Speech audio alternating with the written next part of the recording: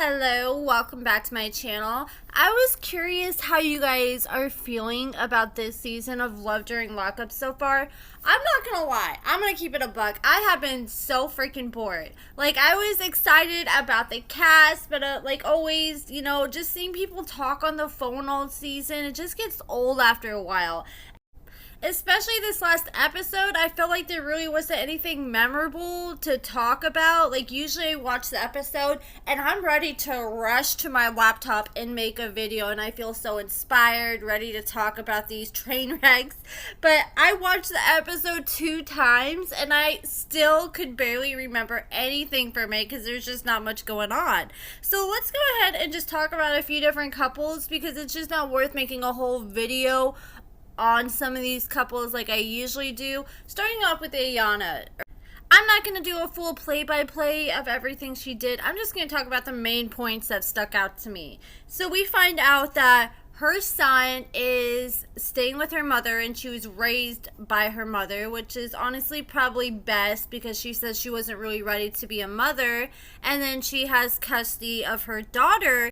Shout out to the mom, though. She's a real one, because she's willing to not only take care of her son, but watch her daughter while Ayonna goes to jail. And just a little spoiler alert, Sarcasm was able to figure out how long she did in jail, and she ended up doing 15 days in jail, which isn't too bad. And then we see Ayonna meet up with her brother, and her brother has spent time in prison. He just got done doing 4 years. I do not want to see Ayonna shocked and surprised when this whole relationship goes up in flames, because she's getting hit with red flags left and right. First of all, you stole him from your best friend, and then we find out that not only was she dating Jamahl, but she's also one of Jamal's baby mamas. And so you're sitting there literally tearing a family apart so you can be with him, which is super foul, especially when this is supposed to be your BFF for years. And it makes me question, like, where does your loyalty even stand?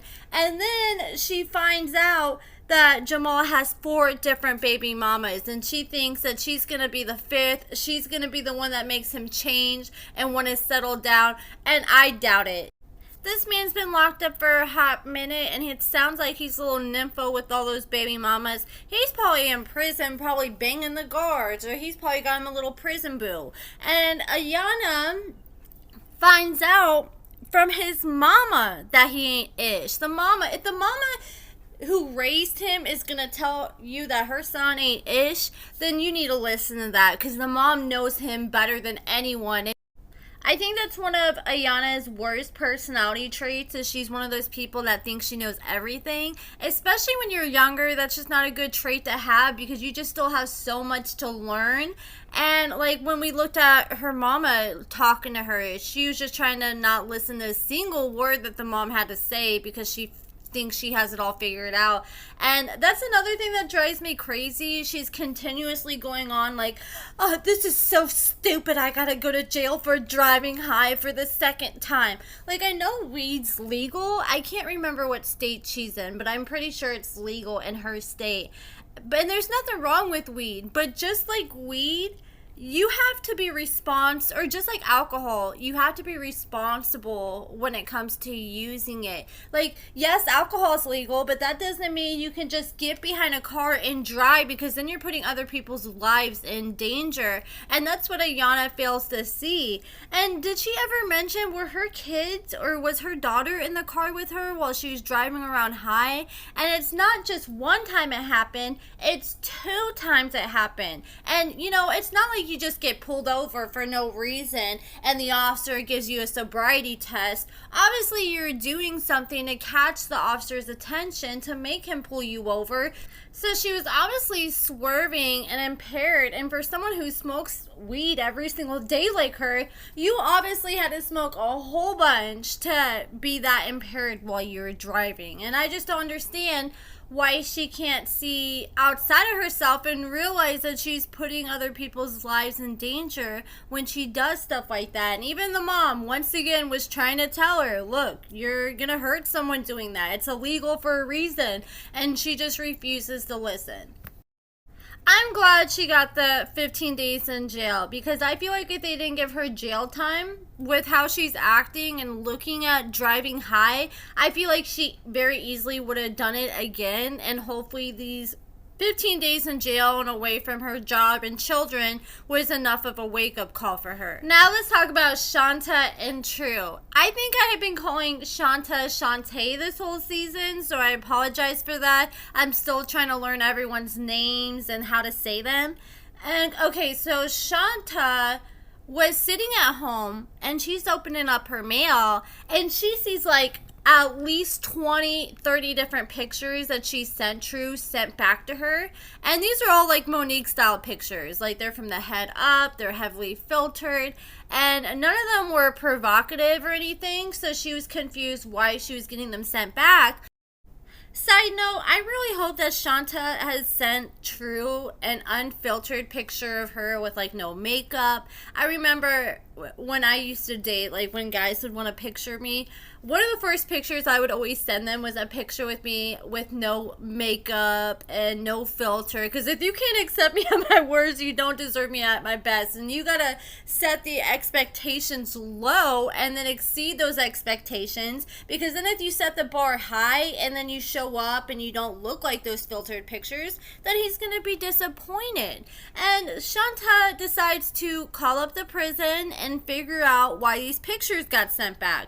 And they really couldn't give her much answers related to her specific pictures, but they said if they had like any kind of nudity or, you know, they're like sexy pictures, they're gonna send them back. And she's like, no, these are just pictures of my face, selfies. And they're like, well, if he got in trouble with something like contraband and if he's in the hole, then that could be another reason why they got sent back.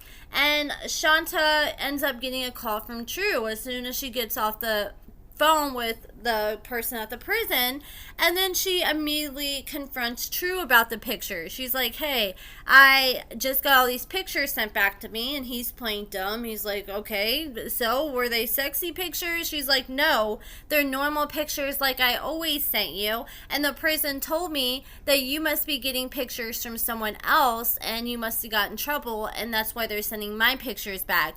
And I think he's most definitely getting pictures from other girls. I'm sure this man probably has at least 5-10 other girlfriends. I wish I could see his body language to get a read on him when he was trying to sit there and deny that he's gotten any pictures from any other girls. But you could just tell from the sound of his voice that it was so obvious this man has been getting pictures from other girls, because it took him a hot minute to respond. She's like, have you been getting pictures? And then like 20 seconds pass by, and then he's like, no, I haven't. You could just tell from how the man was stuttering that he's not a very good liar. And she was like, or you got in trouble and went to the hole. And that's another thing that he's denying that he did. So, I don't know. I think this man probably has at least a few other sugar mamas out there. And she's probably going to find out. But that's the thing. I want Love After Lockup to hurry up and come on so we can see these inmates start getting out. They're dragging Candace getting out every single week. And I thought we were going to see this like early on in the season. Can you guys remember when True is supposed to get out of prison? I can't remember, but it doesn't seem like she's doing like a lot to prepare for him getting out. So it doesn't seem like it's going to happen very soon, but I'm not entirely sure. If any of you guys can remember, let me know in the comments below. But I'm very curious to see how things go between these two when he does finally get out. But that is it for this video, guys. Let me know what you guys think about everything in the comments below. Check out my lashes and cosmetics at AccordingtoAmber.com. Give this video a thumbs up, subscribe, and thank you so much for watching.